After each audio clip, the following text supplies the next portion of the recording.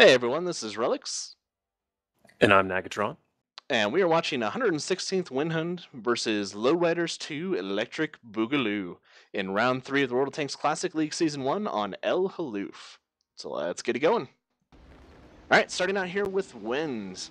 We're running a 50B, an E100, 3 IS-7s, a Batshat, a T-30, a GWE, and a T-92 for artillery, and a 1375 for a scout tank.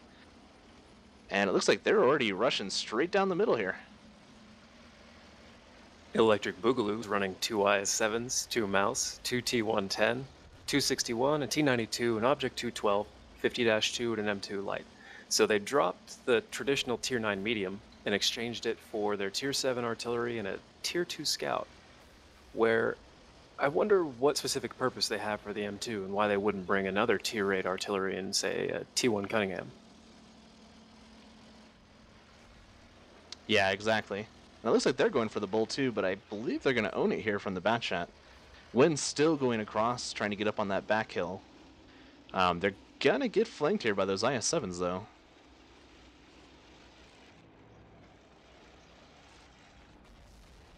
Likewise, I'm not sure about the choice of a 1375 for a scout tank on 116th part here.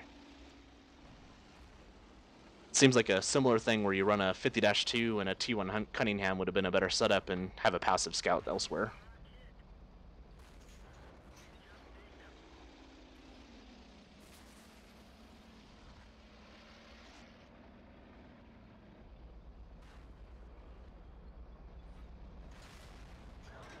So all we have is the two IS-7s on board right now, plus that light tank.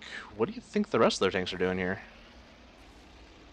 Not entirely sure where the T-110s are. They may be over in what's traditionally called the grinder, the spot over there at A2, A3, because they've got a better depression. So the things that comes, the tanks that come up the hill will be much harder pressed to get around that corner without getting hit or tracked and then just left there for artillery to hammer.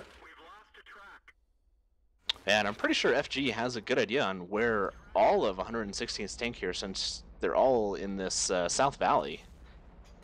So they may have freedom to roll just about anywhere. Their two IS-7s in the cove are having a hard time penetrating this IS-7 here at D7. He must be hull down from their perspective. But they have definitely moved a T-92 to the east down in F0 or so, probably right at the start, because he just hammered that IS-7 bad. Yeah, and I believe earlier he did a little pop and drop over the corner there to try to hit him, but took a nasty shot from the IS-7 and moved back there. There's the T-110s over there pushing up on the one column.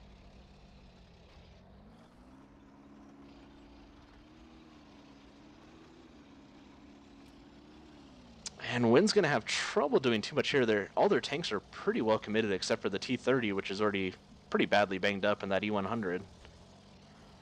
Their only actual defense left is a T-30 and an E-100, and the T-30 is at 7%. So you can pretty much cough on him and he'll die. Yeah, and trying to push across that field, I'm surprised that one of the three artillery hasn't finished him off yet. Although they might not have a spot on him here.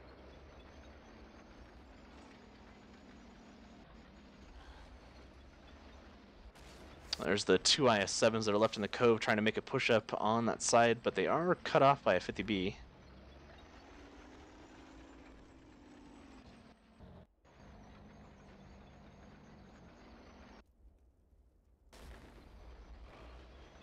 Wynn probably should have moved their artillery a little quicker here when they saw the T-110s coming up, maybe get them into K5 or so they have a little bit more room, and could probably still get angles on those two T-110s coming up.